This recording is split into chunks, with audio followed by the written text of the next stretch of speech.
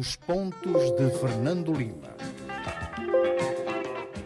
Boa noite, rádio ouvintes e telespectadores. Cá estamos nós para mais um Pontos de Fernando Lima. Falamos a partir do local habitual. Estamos em direto na Rádio Savana 100.2 e também cumprimentamos a quem nos segue via Facebook. Hoje, como é habitual neste programa, vamos continuar a comentar sobre este grande tema das dívidas ocultas, o julgamento que ocorre na BO. Vamos espreitar também o que acontece em Londres, outra praça também, onde usamos a linguagem cinematográfica, estão a filmar outra parte deste grande dossiê. Vamos comentar um pouco também sobre o que acontece na bacia do Rovuma e também o debate no Parlamento e a iminente atualização dos preços do transporte na sequência do aumento dos preços do combustível. Fernando Lima, boa noite, cá estamos nós para mais um programa e voltamos às nossas horas da noite. Deixaram ver direto. Exatamente. O que é uma boa coisa, mas enfim, com todos estes anos de experiência já não há, em termos práticos, não há grande diferença entre o diferido e o real time. Muito bem, antes de entrarmos para os temas que elencamos para este programa, Fernando, vamos ao seu tema de semana, que é novas forças moçambicanas em Cabo Delgado. Como não selecionaste o tema de Cabo Delgado para os nossos debates, eu trouxe um bocadinho do teatro ou dos cenários de Cabo Delgado, nomeadamente o anúncio que foi feito esta semana da entrada de novas forças especiais moçambicanas em Cabo Delgado no âmbito do programa da União Europeia. Portanto, há um programa da União Europeia para formar forças moçambicanas, cerca de 11 grupos especiais, vamos dizer 11 companhias, 6 de comandos e 5 de fuzileiros. Desde o mês passado já está a operar em Cabo Delgado uma companhia de fuzileiros e uma companhia de comandos. Eu espero que comecem a fazer a diferença, porque há quase uma luta contra o tempo em Cabo Delgado, porque as forças estrangeiras que estão em Cabo Delgado não duram sempre. O mandato da SADC foi extenso até janeiro. Janeiro é já o virar da esquina. Já ao virar da esquina. Claro que há todo este entendimento que eventualmente a força do Ruanda se transforme na força de gendarmes de proteção ao projeto do petróleo, mas o fundamental e essencial é que, de facto, as forças moçambicanas assegurem a soberania da província de Cabo Delgado. O programa da União Europeia é importante porque tem também uma componente logística que não é de desprezar, ou seja, que é a logística, que é habitualmente um dos calcanhares das forças moçambicanas.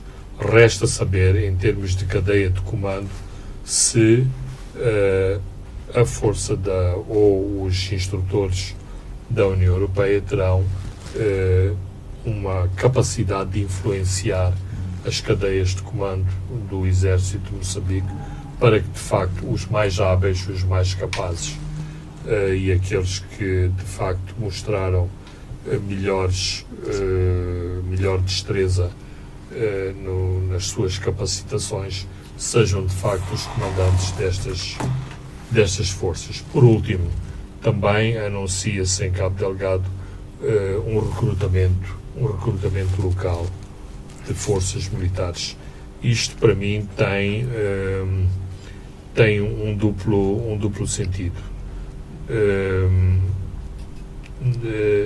É importante que haja forças de Cabo Delgado a combaterem em Cabo Delgado para, de algum modo, colmatarem este déficit de se mandarem sempre forças a partir sobretudo de Maputo, e que tão má conta têm dado de si no teatro operacional, nomeadamente, inclusivamente, com problemas de adaptação, de afastamento, no sentido de acharem que este não é não é a sua guerra, estes conflitos não fazem parte de nós. do seu enquadramento.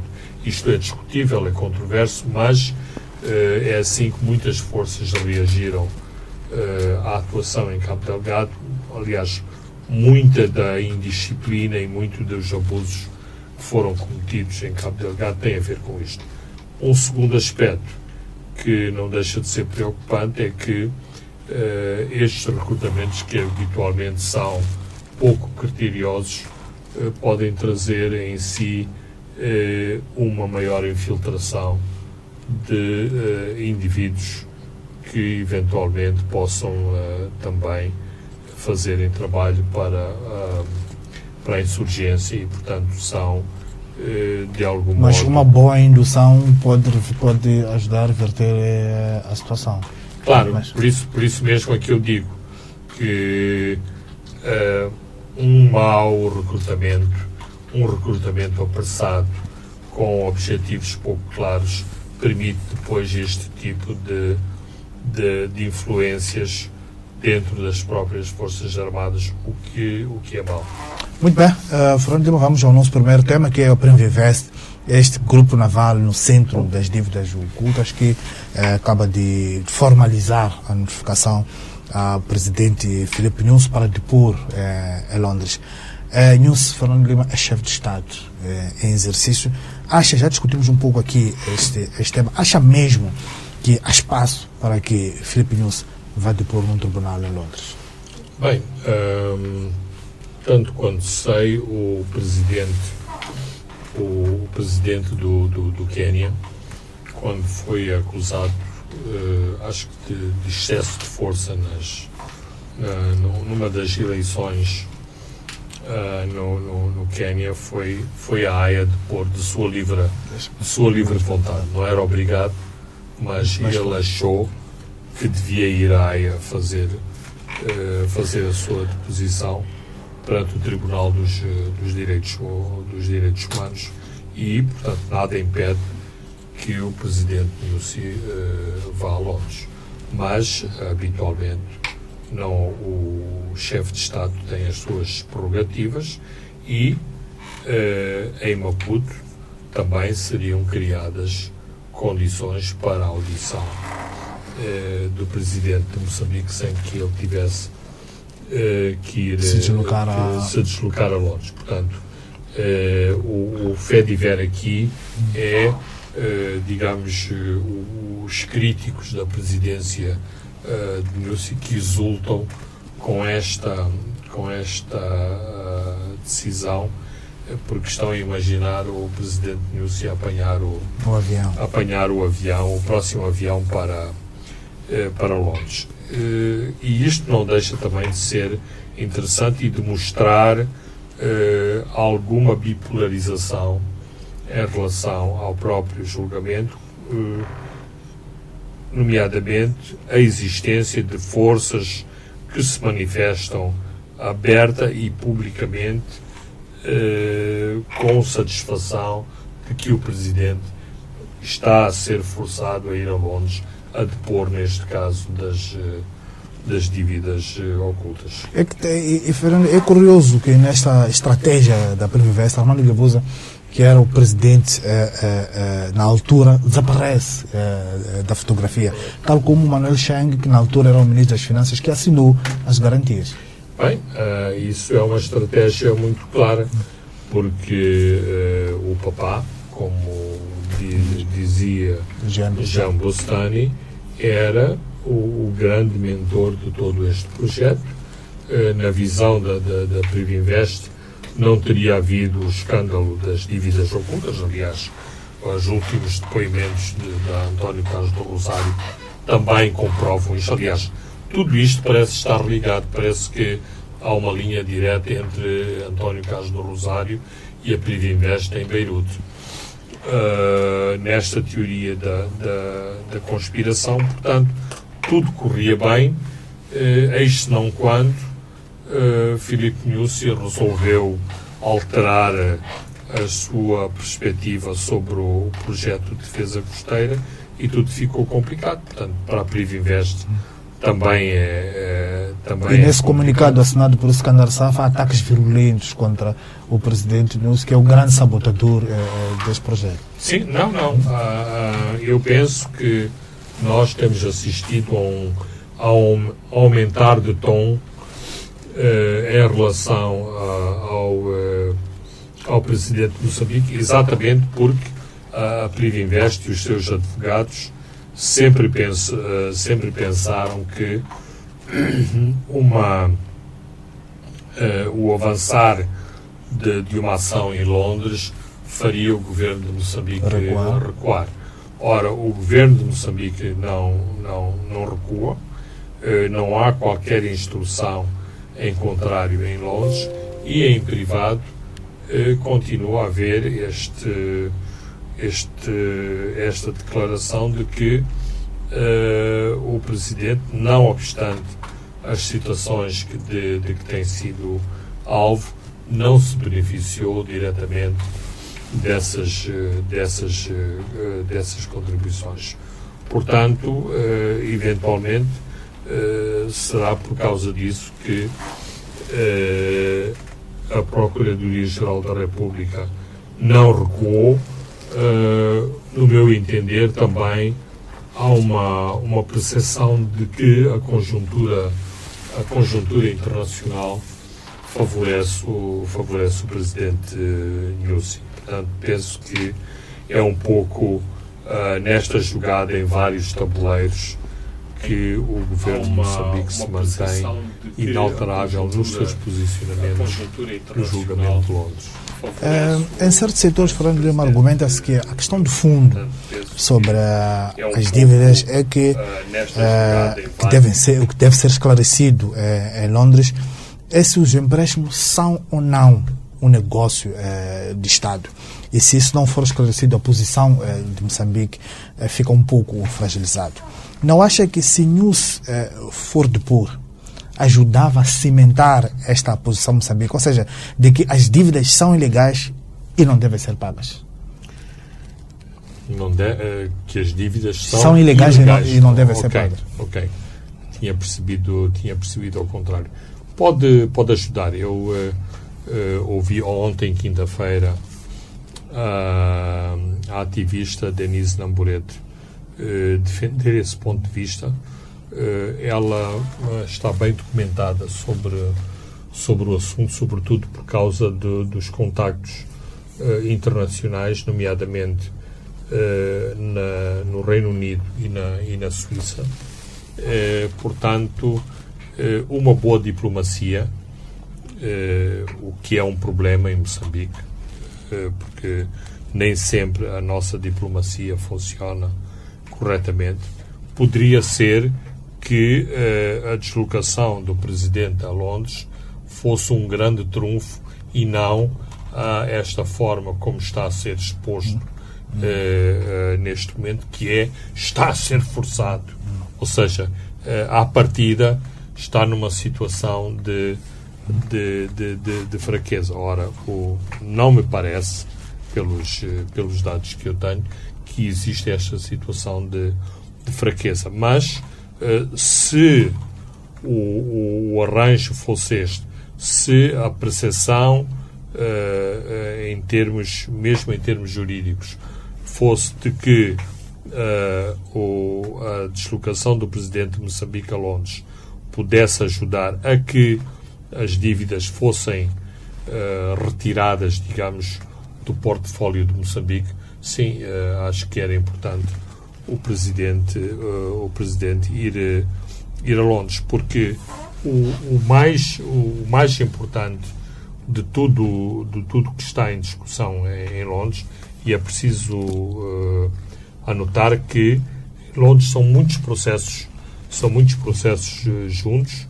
Aquilo que o juiz da causa vai fazer é exatamente juntar todo este... Por isso que arrastou tudo o julgamento para 2023. Então, nessa altura, saber-se-á quais as possibilidades. Mas aquilo que eu queria dizer de fundo é que, de facto, aquilo que está em causa em Londres é Moçambique ser, ou seja, ser afastada a possibilidade de Moçambique ter que honrar estas dívidas. Porque, nos vários casos, aquilo que se argumenta é Moçambique pediu os empréstimos, os empréstimos foram concedidos, os equipamentos e os serviços foram prestados.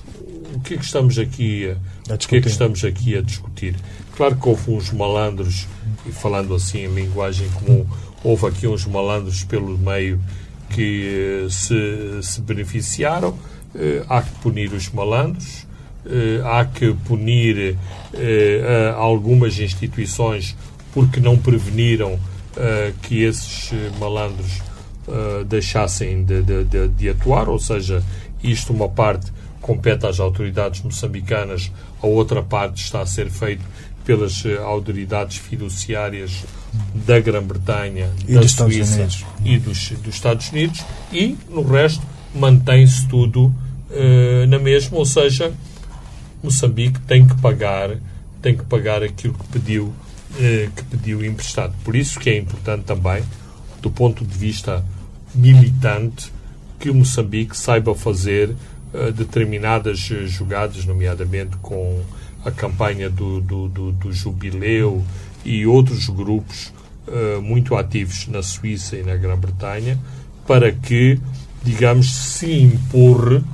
o ónus da responsabilidade sobre a dívida para o Credit Suisse e também para alguns acionistas da Credit Suisse têm lá o fundo da Noruega que pudesse fazer exatamente. Portanto, a ideia é se o Credit Suisse já criou uma série de provisões para multas e outras penalizações que tem que fazer internacionalmente, pode também fazer uma provisão para encaixar... E há espaço para se alargar ainda mais os 200 milhões que a Credit Suisse perdoa a Moçambique, porque a provisão está em cima de $1.000 milhões. Exatamente. Não, aquele princípio foi importante porque exatamente abre este precedente e é um bom precedente a favor de Moçambique. E assim, estamos em 2021, estamos praticamente a 2 anos desse julgamento. Há muito que estrategizar para que haja um bom desfecho para este caso, e para já Moçambique não deve pagar esta dívida. E quando eu digo isto, tenho a noção de que Moçambique, de algum modo, tem uma estratégia dupla, uma vez que até agora tem honrado, por exemplo, os compromissos com a emissão de obrigações em relação à Ematum. E parece que, compulsando um pouco a história não joga muito a favor de Moçambique. Parece que Moçambique seria o primeiro país a ganhar nesses julgamentos de arbitragem dessas dívidas soberanas. Não há ninguém no mundo nenhum país que conseguiu sair vencedor. Exatamente, mas há sempre uma primeira vez.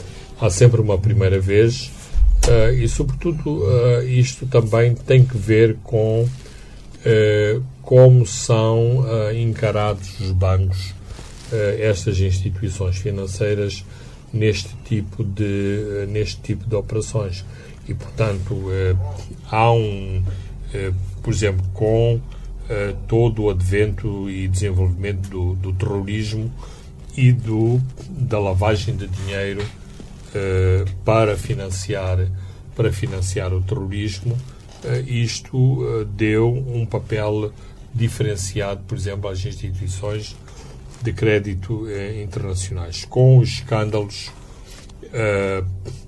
escândalos financeiros do imobiliário e das hipotecas nos Estados Unidos, isto trouxe outro olhar sobre a banca. os empréstimos a países do terceiro mundo, países endividados, que eventualmente não têm a capacidade de honrar os seus créditos, como foi o caso de Moçambique, abrem a possibilidade ou lançam este debate sobre se toda a questão da ética e da moral são sempre relativas quando se trata de emprestar dinheiro, mas há aqui questões que devem ser ponderadas se um banco como o Crédito Suíço agiu bem nestes empréstimos. Portanto, há muito de conjuntura internacional que pode fletir a favor de Moçambique. Vamos ainda neste assunto olhar para um outro argumento, um outro ângulo, que a Privivest e também a narrativa que está a sair da BO, muito defendida por António Carlos de Rosário, que dizem que o NUSEC foi o motor desta toda a operação, está profundamente envolvido desde a concepção e até o financiamento, e é uma carta que é sistematicamente citada, que é aquela carta que o NUSEC escreveu na altura, o Ministro da Defesa escreveu para o Ministro das Finanças a recomendar o Crédito Suíço para financiar este projeto. Fernando Lima não acha que o NUSEC está numa posição desconfortável para ir defender, para ir argumentar que estas dívidas são ilegais? Ou participou na parte técnica, mas o que se fez a posterior, que é na parte dos financiamentos, não tem nada a ver? Daquilo que, assim, há coisas que eu não domino por completo, mas tanto quanto eu sei, e colocando as questões em contexto, é importante dizer o seguinte: as questões de defesa e segurança, à altura que todo este projeto foi discutido, não tinham a relevância, por exemplo, que as questões de defesa e segurança têm hoje. Portanto, independentemente do papel e das capacidades do Presidente Nyusi como Ministro da Defesa, na altura, o Ministro da Defesa era uma personalidade muito pouco relevante. E, portanto, eu tenho dúvidas sobre esse papel pivô que o Ministro da Defesa tinha neste projeto, e não de todas as fontes que tenho tido a oportunidade de falar e discutir estas questões, nunca me pareceu que o Ministro da Defesa da altura, mas, como é óbvio, e tratando-se de um projeto da área securitária, o que seria da normal seria que o Ministro da Defesa não participasse. Neste momento, nós temos um Ministro da Defesa que é um civil. Certamente que tem um papel importante no Ministério da Defesa, mas grande parte das questões do Ministério da Defesa eventualmente passam pelos comandos militares e não tanto pelo próprio Ministro da Defesa. Portanto, eu tenho muitas dúvidas e claramente, para mim, acho que há uma politização excessiva sobre o papel do Ministro da Defesa, exatamente para se tirarem dividendos desta questão e tentar-se reverter o curso dos acontecimentos em relação ao próprio julgamento na BO, às ações de Londres e a uma conjuntura mais alargada que inclusivamente tem a ver com o próximo ciclo eleitoral de 2024, onde existe esta possibilidade de os setores que apoiam o Nyusi defenderem que o atual presidente deve enfrentar um terceiro mandato. E também não esquecemos que antes disso temos o Congresso. Também pode-se a julgar nesses tabuleiros todos. Francisco, o Congresso insere-se dentro de toda essa lógica mais alargada de preparação do próximo ciclo eleitoral. Ainda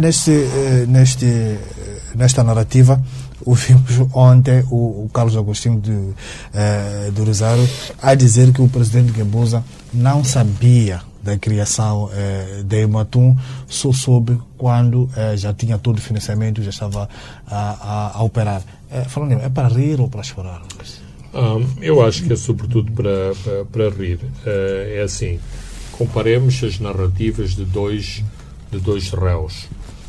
E eu digo isso porque António Carlos do Rosário está no banco dos réus. Portanto, não está em igualdade de circunstâncias, por exemplo, com um analista político da situação moçambicana. E nesse aspecto particular, a narrativa de Jean Bostani e de António Carlos do Rosário são completamente divergentes.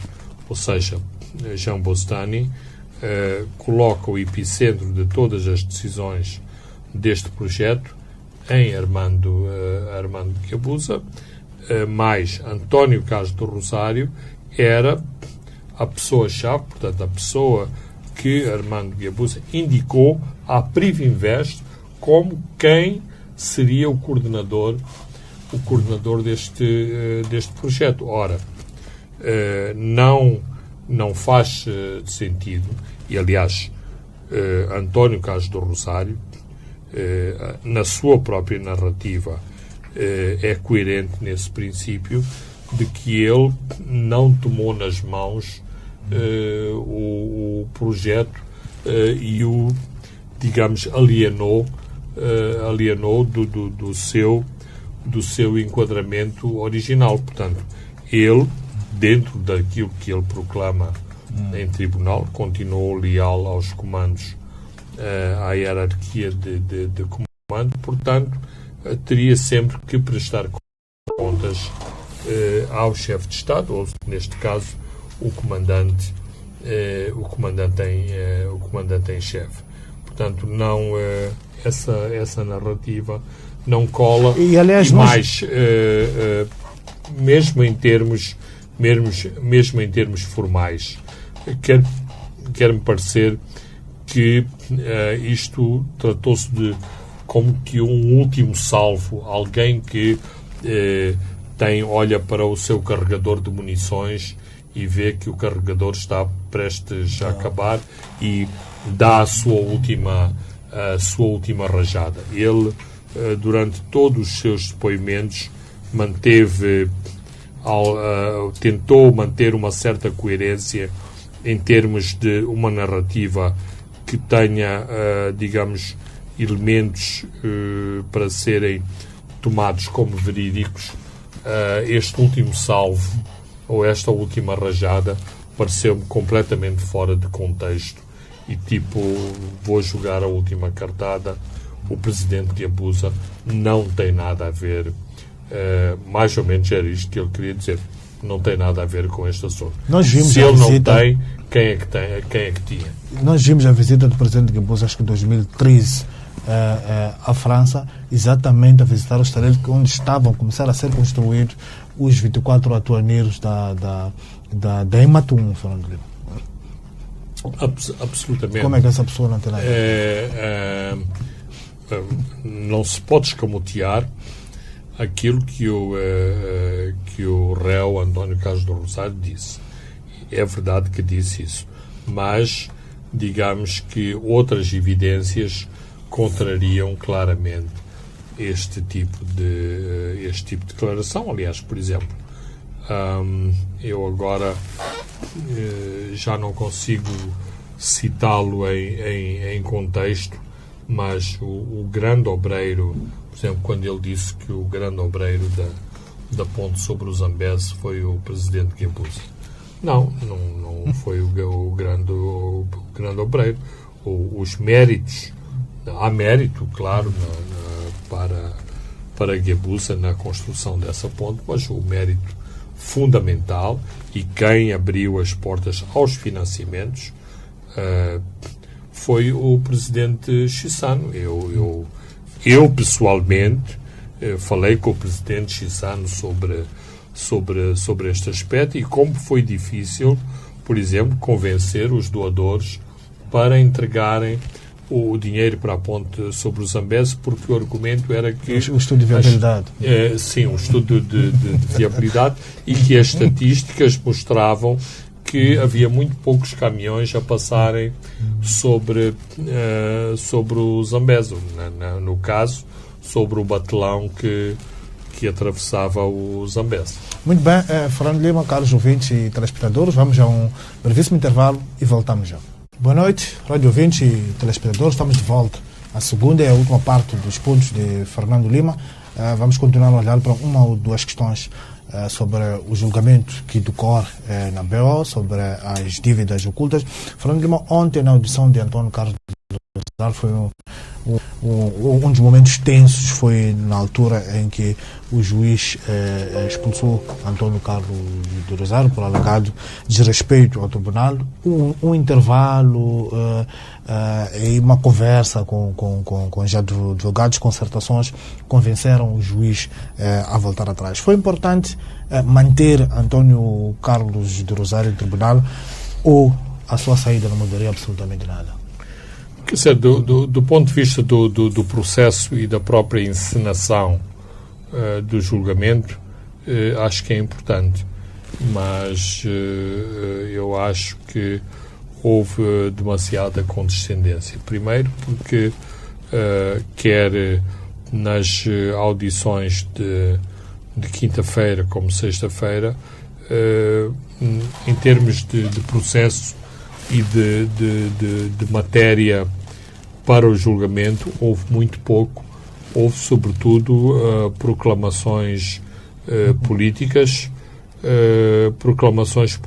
que ultrapassam claramente o âmbito do tribunal e, portanto, isto só aconteceu porque o juiz assim o permitiu. Portanto, para mim, isto não é relevante em termos legais e em termos de matéria do próprio julgamento. É a estratégia que ele traçou com o seu próprio advogado, em que fazia-lhe questões, em que poderia falar de teorias de conspirações, fazer discursos políticos. Eu acho que o lobby que está montado em relação ao próprio julgamento ultrapassa largamente esse diálogo de advogado e o seu constituinte. É muito mais alargado e eu revejo o António Carlos do Rosário num determinado discurso que encontro muito nos jornais e nas redes sociais deste patriotismo, eu diria um patriotismo questionável, e de sempre esta teoria de Moçambique contra todos, e todo o mundo está sempre em conspiração contra Moçambique. Ou seja, Moçambique não pode produzir atum, não pode produzir açúcar, não pode produzir gás, está todo mundo sempre contra Moçambique. Quer dizer, talvez isto dê os seus frutos, faça a sua mobilização, mas eu acho que há outras maneiras de nos situarmos em termos políticos, em termos de comunidade das nações, que não sempre esta percepção todo mundo contra nós. Não é verdade isso.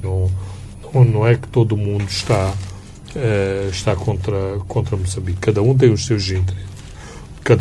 seus interesses, é verdade, mas nós vivemos nós vivemos numa comunidade de interesses e de nações, e cada um tem que explorar aquilo que tem para oferecer, tem que beneficiar, e não é verdade que Moçambique está sempre a ser penalizado. Moçambique também se beneficia muito da cooperação internacional, e ainda bem que isso acontece. Terminados os réus, já começou o processo de audição de declarantes, são 67, está previsto que até dia 28 termine este processo todo. São vários nomes que vão desfilar na tenda da BO, incluindo também o atual ministro Maleano, o antigo presidente Guebuza, e também a Isaltina Lucas, que tem tido a proeza de andar na chuva sem se molhar, Fernando.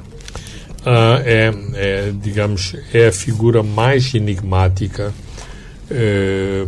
eu diria, de todo julgamento, uma vez que é arrolada como tendo também beneficiado dos pagamentos. É meu sentimento de que ela não goza das simpatias da Privinvest. Não sei explicar porque que a Privinvest tem esta hostilidade em relação a Isaltina Lucas, e também não sabemos em toda a extensão quais são os favores que Isaltina Lucas prestou, ou os serviços,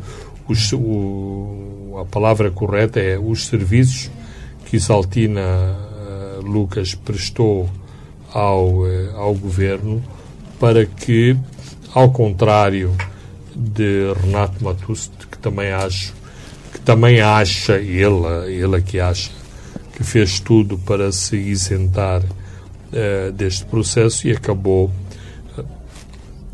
no banco dos réus. Vamos à bacia de Rovuma, vamos olhar um pouco para as declarações de Max Tonela, que assegurou que a ExxonMobil está firme no compromisso com os seus projetos em Moçambique, negando informações que foram veiculadas pelo Wall Street Journal de que a empresa está a repensar na sua carteira de negócio nos combustíveis fósseis. É uma declaração mais tranquilizadora para o mercado, Fernando? Sim, eu penso que esta declaração de Max Tonela é feita em concordância com a própria ExxonMobil. Basta reparar que 2 dias depois da declaração tranquilizadora de Max Tonela, aparece o vice-presidente da ExxonMobil, Neil Chapman, a dizer basicamente aquilo que Tonela disse, que a ExxonMobil mantém o seu comprometimento em relação a Moçambique, que não há alteração de planos, que há uma delegação que estará aqui em Moçambique na próxima semana, isto conjugado com outros fatores que também parecem positivos. Portanto, em 2 semanas estará a caminho de Moçambique a plataforma de exploração de gás, que também pertence ao Bloco 4. Esta semana a Total fez a declaração de comercialidade da área Prosperidade, que é uma área no meio da junção do projeto de gás Área 4, Área 1. Há uma zona que as partes convencionaram que se trata do mesmo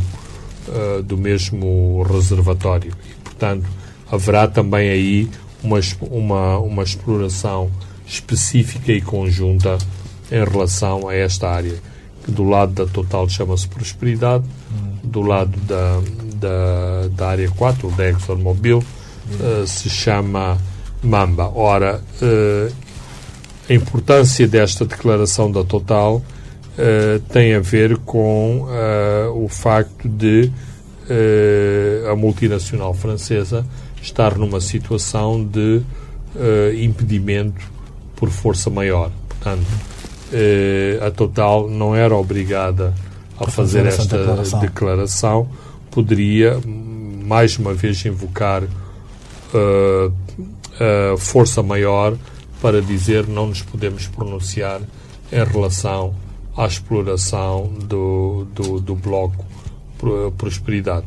Então, isto é um sinal positivo que complementariza esta outra perspectiva, que acho que ainda não é pública, que de eventualmente a Total voltar aos trabalhos no 4º trimestre do próximo ano, eventualmente, se a situação de segurança evoluir favoravelmente, provavelmente até poderá ser que volte no 3º trimestre de 2022. Há quem acha que uma eventual saída da ExxonMobil da bacia do Rovuma abriria caminho a petrolíferas chinesas. Compartilha desta percepção. Aliás, a saída da Vale, Fernando Lima e Moatize, também se disse que abriria caminho para companhias chinesas e indianas.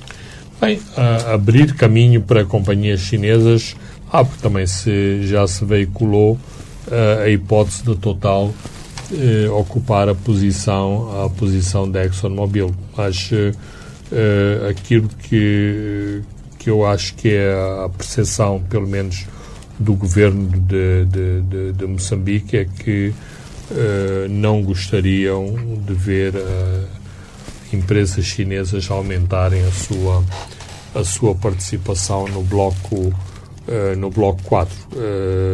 Moçambique tem sempre uma última palavra a dizer, mas digamos que não é por causa de não ter argumentos económicos muito fortes. É sempre uma posição que vale, como se costuma dizer, vale o que vale. Portanto, digamos que não é que há esta euforia local de que, se a ExxonMobil não quiser, que venham os chineses. Indianos. Vamos a uma última questão em relação a este assunto, ainda um pouco de que o Wall Street Journal dizia que investidores petrolíferos expressaram preocupações ambientais em vários projetos da ExxonMobil, incluindo os investimentos no gás natural, argumentando que é preciso limitar esta aposta em combustíveis fósseis. Há quem acha, Fernando Lima, que há aqui muita hipocrisia do Ocidente. Eles desenvolveram-se na base desses combustíveis e quando chega a vez das economias emergentes é preciso limitar, vem este argumento de que é preciso limitar investimentos nesses combustíveis poluentes. Quem poluiu mais é que tem maior força agora, Fernando Lima. O que pode vir a beneficiar economias emergentes são estas moratórias que podem sair da COP26. Francisco, todo o raciocínio político me parece correto. O problema, ou o drama, ou o dilema, é que estamos todos no mesmo barco e as consequências da poluição são para todos, incluindo para Moçambique. Toda a problemática das alterações climáticas, do aquecimento do global, do desaparecimento dos glaciares, do aumento do nível das águas, não é que a fatura vai ser proporcionalmente enviada para os mais poluentes e os menos poluentes ficam aliviados. Não, infelizmente não é assim. Por exemplo, Moçambique e toda a zona ribeirinha de Moçambique será uma das zonas mais afetadas por todas estas alterações. Logo, sim, é verdade que há toda essa hipocrisia em relação ao que deve acontecer daqui para a frente. Por isso é que os países mais pobres e aqueles que têm acesso aos recursos naturais dizem sim, estamos de acordo com esse abrandamento das emissões de dióxido de carbono, mas precisamos de indemnizações, precisamos de compensações que, portanto, nos ponham a paridade.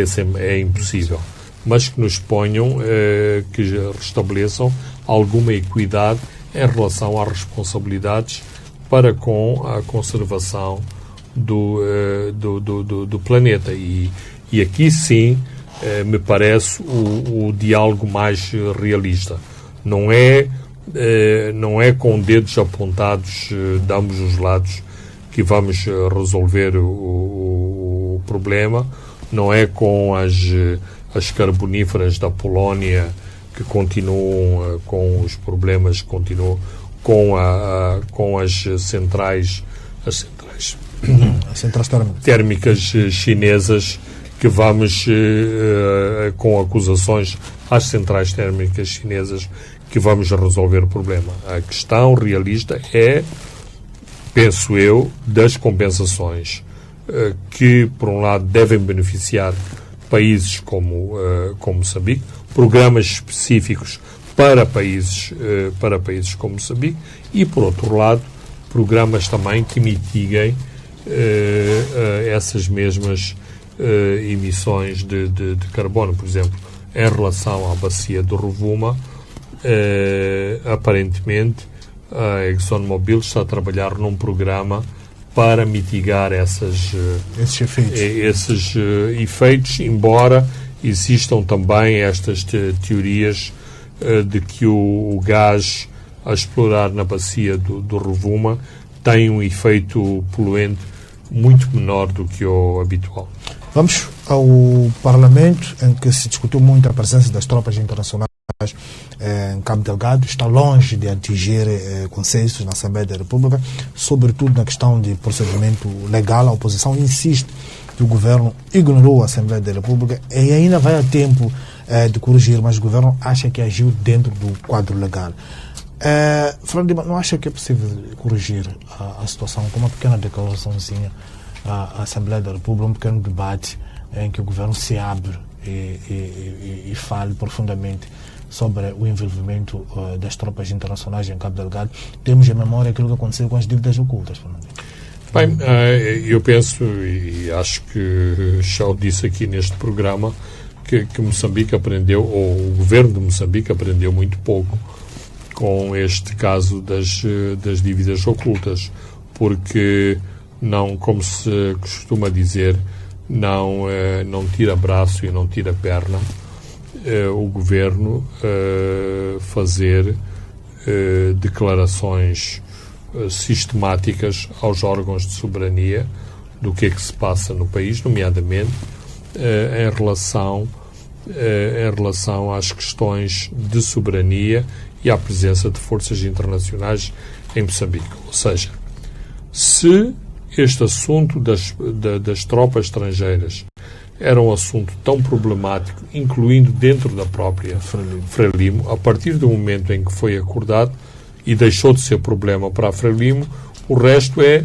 proceder em regime de tábua rasa, ou seja, não temos que dar justificações a mais ninguém.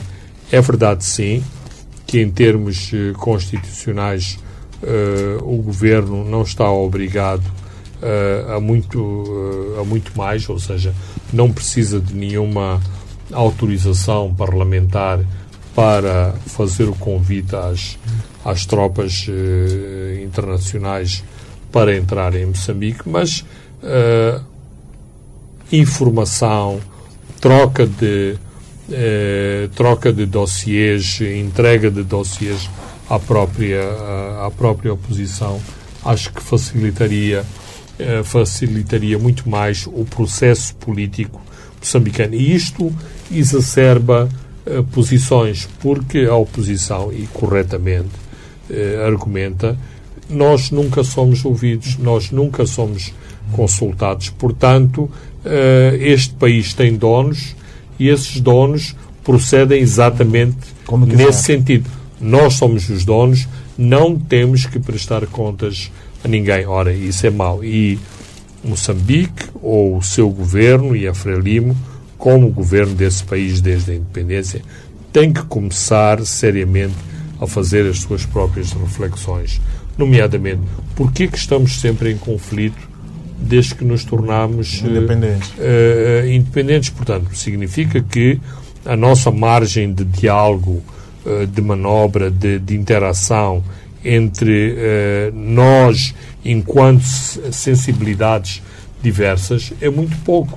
E isto, de facto, causa conflitos. Quer dizer, um partido político não se entende, a outra parte resolve pegar em armas e este problema do não entendimento num partido político resvala para outra plataforma, ou seja, civis inocentes serem mortos por causa de um conflito entre duas partes. Ora, isto mostra muito da nossa incapacidade de nos entendermos e de resolver os nossos próprios conflitos. E isto é pólvora para outros conflitos, porque há muito autoritarismo e uma maneira muito autoritária de se olhar para como os conflitos devem ser resolvidos no país. O Parlamento, sobretudo da parte da oposição, levou-se muito tempo neste tema sobre as tropas de estrangeiras e não se dedicou também a explorar outras questões. Por exemplo, como é que anda a coordenação com as organizações humanitárias encarregues de distribuir auxílio de emergência, há ou não violações de direitos humanos, uma comissão de inquérito, por exemplo, para verificar o cumprimento para verificar se há violação ou não dos direitos humanos, limitou-se apenas na questão das forças estrangeiras. Bem, eu penso que, não obstante a legitimidade da oposição de levantar estas questões, a questão de fundo da presença de tropas internacionais em Moçambique, o resto foi tudo muito mal preparado. E os moçambicanos poderiam ser muito mais bem servidos com um debate mais profundo, mais alargado, mais multifacetado sobre vários temas em relação a Cabo Delgado, e não foi explorado. Não foi isso que aconteceu.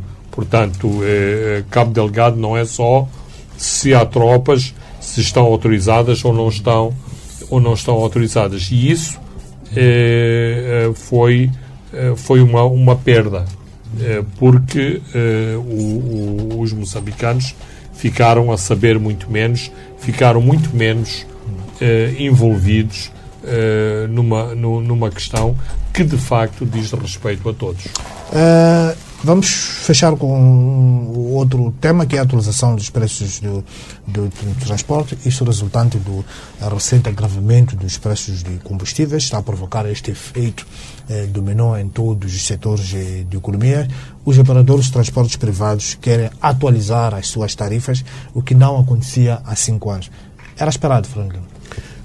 Claro que era esperado, ou seja, esta tática, e também aqui já falámos muitas vezes, esta tática de empurrar com a barriga dá sempre estes problemas. Ora, nós estávamos a ver o aumento dos preços de combustível, não aconteceram ontem. Aliás, o próprio ministro dizia que em custos reais o combustível tem custado 75. Não, nós ficámos durante um ano sem mexer, à espera de que a conjuntura nos ajudasse.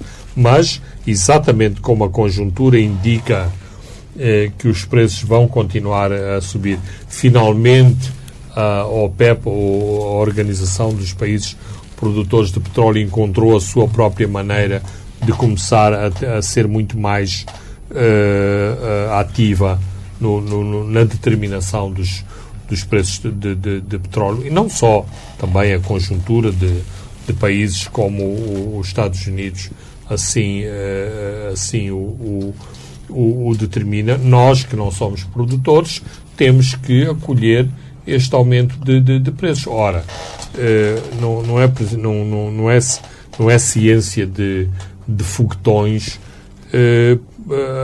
prever ou achar que é mais fácil darem-nos as injeções em doses reduzidas do que de uma vez só nos trazerem uma injeção tipo bazuca. E é o que está a acontecer. Por exemplo, nós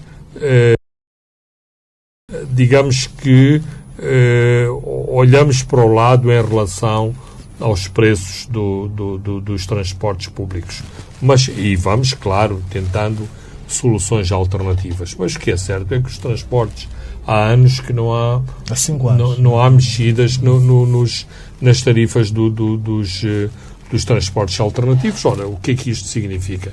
Significa a degradação do parque automóvel, portanto, dessas viaturas que transportam das pessoas, da falência de muitos desses operadores, porque têm que operar em margens muito mais limitadas e, portanto, isto significa que há muito maior seleção daqueles que podem sobreviver, para não falar também dos expedientes depois que se desenvolvem no submundo que é pouco conhecido dos transportes semicoletivos, como é que se arranjam as peças, sobretudo como se arranja o combustível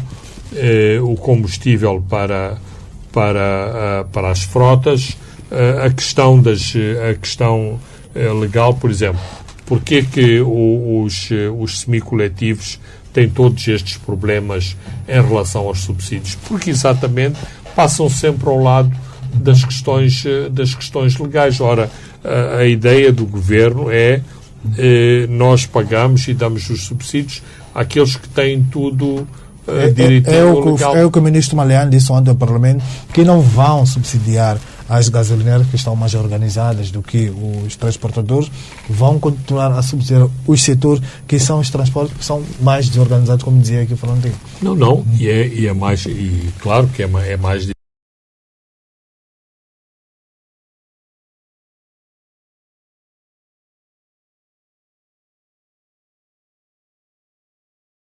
beneficiam-se de pessoas que se calhar não deviam beneficiar ou não deviam beneficiar tanto. Portanto, mas a questão dos combustíveis é uma questão sensível e não é apenas uma questão de transportes, porque o combustível como energia é transversal a muitos setores económicos e, portanto, isto depois tem a ver com o custo de vida, tem a ver com a inflação, tem a ver, sobretudo, com o deteriorar da vida dos moçambicanos. Agora, para isso são precisas soluções inteligentes e, por exemplo, fazendo um pouco de advogado do diabo, estar a defender que o governo que tem que criar a almofada ou fazer a almofada para não permitir o aumento do preço dos combustíveis, isso não nos leva a nenhum lado. Basta essas pessoas que advogam essas soluções olharem para os preços noutros países e verem a grande diferença ainda que existe entre o litro de combustível, o litro de gasolina em Moçambique e o litro de combustível, por exemplo, na Europa, ou nos Estados Unidos. Portanto, é pouco realista essa solução. Agora, também enveredarmos em situações que tragam os pneus, a queima de pneus nas ruas, a destruição de lojas, isso também não resolve os problemas. Então, é preciso encontrarem soluções que minimizem as consequências. Mas parece que não aprendemos com experiências do passado e, portanto, fazer estes aumentos muito profundos. Isto desestabiliza qualquer um, incluindo a começar pelos orçamentos das famílias. Muito bem, Fernando Lima, caros ouvintes e telespectadores, chegamos ao fim do nosso programa de hoje, onde comentamos sobre este grande assunto das dívidas ocultas. Comentamos também sobre os novos desenvolvimentos na bacia do Rovuma, isto relacionado com gás. Olhamos para os debates que estão a acontecer no Parlamento moçambicano e a eminente atualização dos preços de transporte. Eu sou Francisco Carmona, André dos Santos e Leque Velanculos encarregaram-se da parte técnica. Boa noite, até de hoje a 7 dias.